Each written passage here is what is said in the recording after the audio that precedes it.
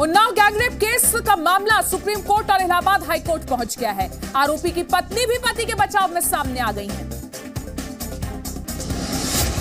Supreme Court Unnao gangrape case की CBI जांच और मुआवजे की मांग वाली याचिका पर सुनवाई के लिए तैयार हो गया है।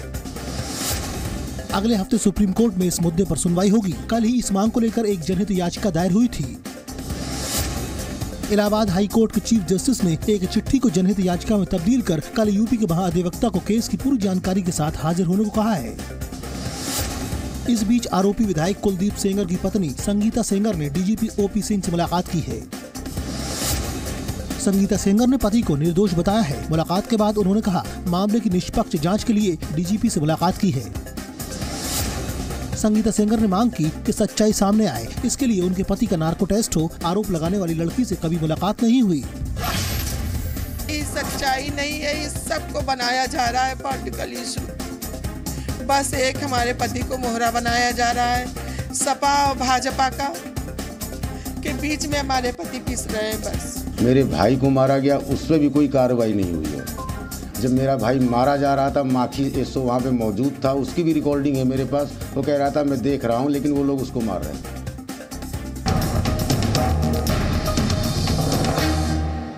जम्मू कश्मीर में 8 साल की बच्ची से गैंगरेप के मामले में शर्मनाक सियासत हो रही है।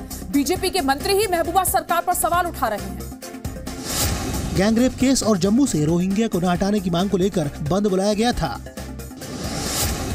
कठुआ में 15 जनवरी को 8 साल की बच्ची का शव मिला था। इस मामले में कुछ लोगों को गिरफ्तार किया गया है। हाई कोर्ट बार एसोसिएशन ने ये बंद बुलाया है। आज बंद के दौरान वकीलों ने प्रदर्शन किया, पुलिस की कार्रवाई पर सवाल उठाए। 10 जनवरी को 8 साल की बच्ची चारा लेने गई थी। बाद में उसका शव मिला। बच्ची के साथ गैंगरेप हुआ था। शरीर पर पत्थर के मारने के निशान मिले। गला घोटकर जान ली गई। प्रदर्शन कर रहे वकीलों के मुताबिक केस में एक ही समुदाय के 8 आरोपियों को जानबूझकर फंसाया गया है। केस सीबीआई को देने की मांग की जा रही है। जम्मू में जगह जगह वकील सड़कों पर उतरे और हाथ में तिरंगा लेकर प्रदर्शन कर रहे हैं। वकीलों ने बीजेपी और पीडीपी के खिलाफ भी प्रदर्शन किया। रोहिंग्या गो बैक के नारे लगाए। वकीलों का कहना है कि गैंगरेप की जांच वो पुलिस अधिकारी कर रहे हैं जो कई विवादों में हैं। बीजेपी के 2 मंत्री भी महबूबा सरकार से सीबीआई जांच की मांग कर चुके हैं। आज गैंगरेप केस में चार्जशीट दाखिल हुई थी। कोई भी ताकत जो कि इस मामले में सियासत या मजहब को लाने की कोशिश करे, मैं समझता हूँ वो बहुत ही निंदनीय बात है और हम सबको उसकी निंदा करनी चाहिए। वज़ीर आज़म बच्चियों के एम्पावरमेंट और महिलाओं के एम्पावरमेंट की बात करते हैं और उन्हीं के पार्टी के एमएलए जो एक्यूज्ड हैं इस दर्दनाक और इस हीनियस क्राइम के, उनकी तायद में जुलूस निकालते हैं।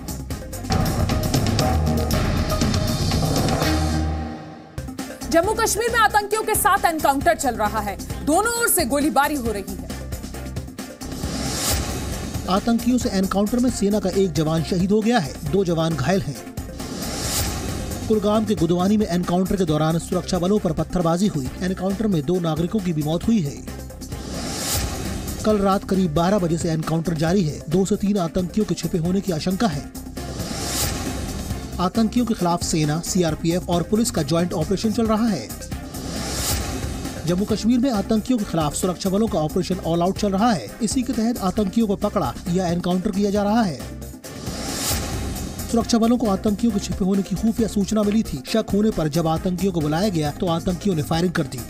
एनकाउंटर के बाद कुलगाम और अनंतनाग में इंटरनेट सेवा को बंद कर दिया गया है। एनकाउंटर के दौरान पत्थरबाजी में 35 लोग घायल हुए हैं। आतंकी किस संगठन के हैं ये अभी साफ नहीं है।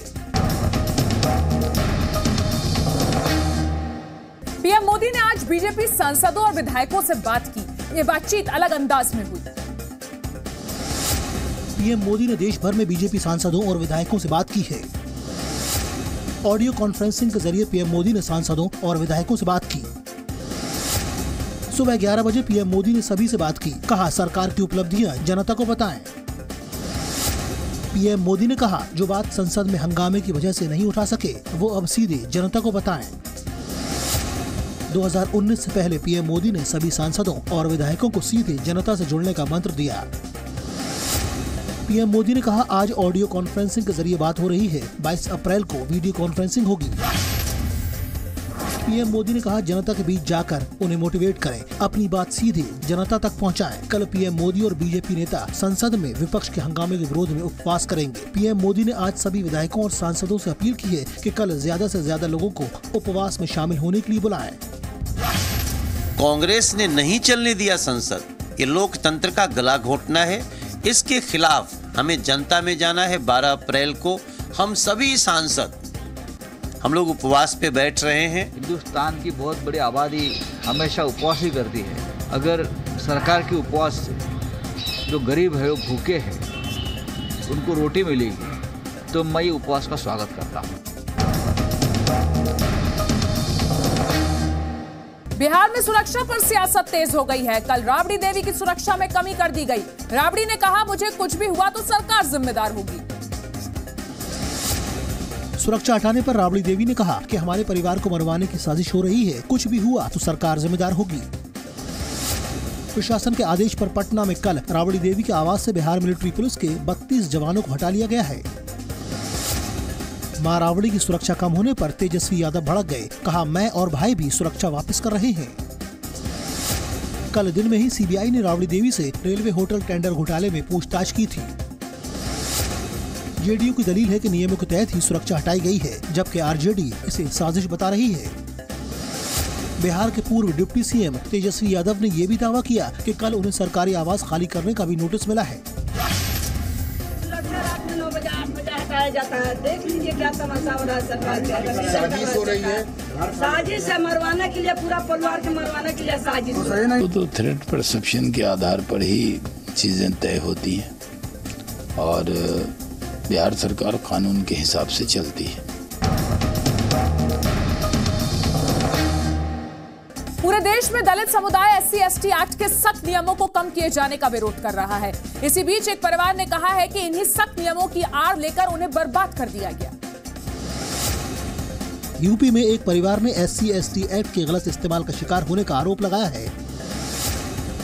अलीगढ़ में हस्तपुर गांव में श्री कृष्ण नाम के एक व्यक्ति के परिवार ने ये गंभीर आरोप लगाए हैं। 2010 में जमीन विवाद हुआ था। आरोप है कि चंद्रपाल नाम के व्यक्ति ने पीड़ित परिवार पर फर्जी केस दर्ज कराए। पीड़ित परिवार के 2 बेटे 9 महीने से जेल में बंद हैं, जबकि तीसरा गिरफ्तारी के डर से फरार है। आरोप है कि मुआवजे के लिए पीड़ित परिवार ने 9 सदस्यों पर मुकदमे दर्ज कराए। केस दर्ज कराने वाले चंद्रपाल को अब तक SC/ST एक्ट के तहत 4 लाख से ज्यादा का मुआवजा मिल चुका है। एक जेठ एक देवर हैं, तीनों को हर बार बंद करवा देता है। तो रोज पकड़वा देते, एक बार रोज पकड़वा देते। देखो खेतन बेमन तना बालक भूखे मर रहे। ये धंधा चल रहा है ना, इसका पैसे मांगता है, वहाँ से मिल जाता ना।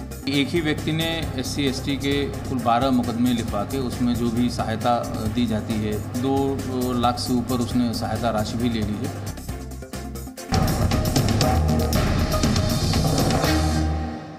नौकरी के लिए लोग क्या कुछ नहीं करते, लेकिन यूपी में गजब ही हो गया। लोगों ने नौकरी के लिए जाति ही बदल दी। अब खुलासा हुआ है सबकी नौकरी जाने वाली है। यूपी में फर्जी जाति प्रमाण पत्र बनवाकर नौकरी लेने वाले 302 लोगों पर केस दर्ज हुआ है। देवरिया में इस रैकेट का खुलासा हुआ है। रुद्रपुर में 206 और सदर कोतवाली में 96 लोगों के खिलाफ केस दर्ज हुए हैं।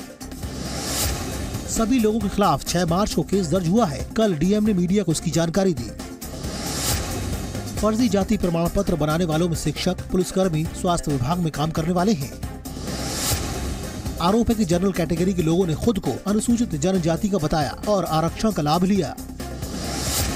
फर्जी प्रमाण पत्र को रद्द कर दिया गया है। सभी विभागों को आरोपियों की नौकरी खत्म करने को कहा है। देवरिया समेत 7 जिलों में ऐसे मामले हैं। प्रशासन को शिकायत मिलने पर जांच की गई तो ऐसे मामले सामने आ रहे हैं। फर्जी जाति प्रमाण पत्र जारी करने वाले अधिकारी भी जांच के घेरे में हैं। जनपद में तकरीबन 302 ऐसे मामले संज्ञान में आए और विशेषकर तहसील रुद्रपुर और तहसील सदर में, जिसमें इन लोगों ने गौंड जाति के जनजाति के प्रमाण पत्र जारी कराए थे।